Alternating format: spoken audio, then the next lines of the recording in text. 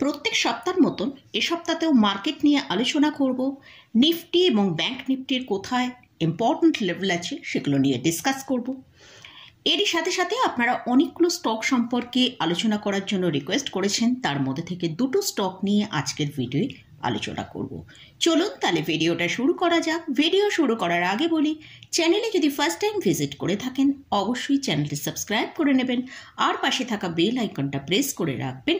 আমি video upload করার সাথে সাথে আপনাদের কাছে ভিডিওটা পৌঁছে যাবে। আর ভিডিওটা যদি ভালো লাগে অবশ্যই লাইক এবং শেয়ার করতে ভুলবেন না। তো আমরা লাস্ট কয়েকদিন ধরেই দেখতে পাচ্ছি আমাদের ইন্ডিয়ান গভর্নমেন্ট এবং আমাদের ইন্ডিয়ান আর্মি ফোর্স কিন্তু পাকিস্তান যেসব অ্যাটাক করছে সেগুলো খুব সহজেই তারা মোকাবিলা করে ফেলছে এবং তার জন্য তারা উপযুক্ত জবাব পাকিস্তানকে দিচ্ছে। তো এর ফলে পাকিস্তান বুঝতে পারছে যে ইন্ডিয়ার সাথে এই যুদ্ধ চালিয়ে যাওয়া তাদের পক্ষে অসম্ভব। তাই গতকাল আমরা হঠাৎই দেখলাম যে আমাদের আমেরিকার প্রেসিডেন্ট ডোনাল্ড ট্রাম্প তিনি এক্স হ্যান্ডেলে পোস্ট করেছেন, দুই দেশের মধ্যে দীর্ঘ আলোচনার পর ইন্ডিয়া পাকিস্তানের যে যুদ্ধ সেটা সিজ ফায়ার হবে।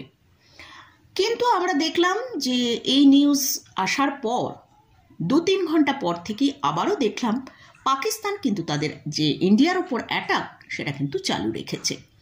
তো যাই হোক, যদি এই যুদ্ধ বন্ধ হয় সেটা কিন্তু আমাদের শেয়ার মার্কেটের ওপর একটা বড় ইম্প্যাক্ট পড়তে পারে।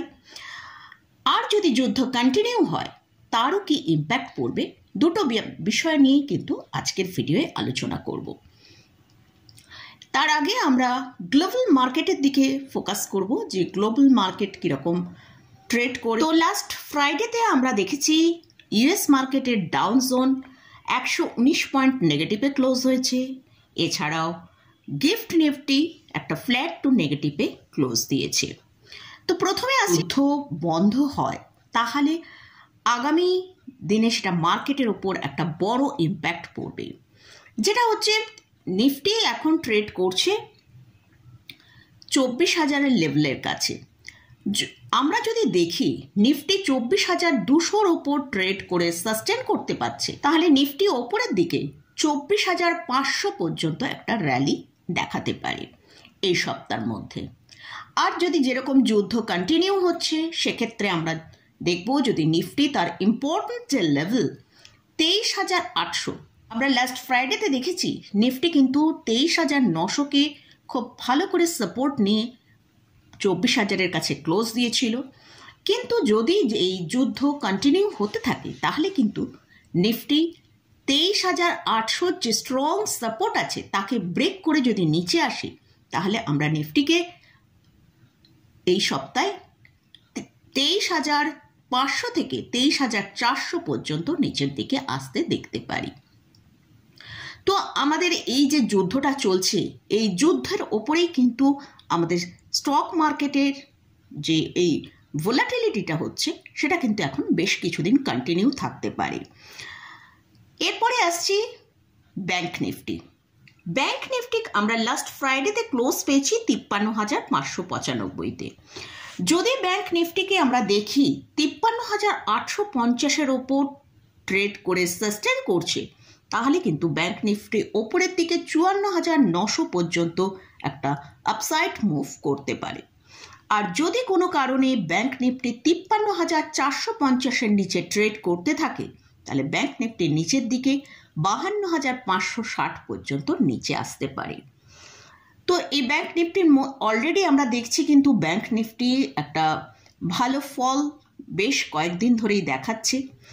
তো যদি এই যে যুদ্ধের বাতাবরণটা আরও কন্টিনিউ হয় তাহলে কিন্তু আমরা মার্কেটের মধ্যে ভোলাটিলিটি অনেকটা বেশি হতে পারে। হ্যালো, নিফটি এবং ব্যাংক নিফটি নিয়ে আলোচনা করলাম। এবারে স্টক নিয়ে আলোচনা করব। তো আপনারা বিভিন্ন স্টক সম্পর্কে আলোচনা করার জন্য রিকোয়েস্ট করেছেন, তার মধ্যে থেকে আজকের ভিডিওয়ে দুটো স্টক নিয়ে আলোচনা করছি। ফার্স্ট যে স্টকটা নিয়ে আলোচনা করছি সেটা হচ্ছে জিও ফাইন্যান্স। স্টকের কারেন্ট প্রাইস চলছে 249 টাকা। আমরা লাস্ট 5 ডেজের যদি এই স্টকের চার্টটা দেখি, সেখানে আমরা দেখতে পাচ্ছি 4.21% ডিপ দেখিয়েছে এবং স্টকটা তার হায়ার লেভেল যেটা 376 টাকা হাই তৈরি করেছিল, সেখান থেকে অলরেডি আমরা 41% কারেকশন দেখেছি।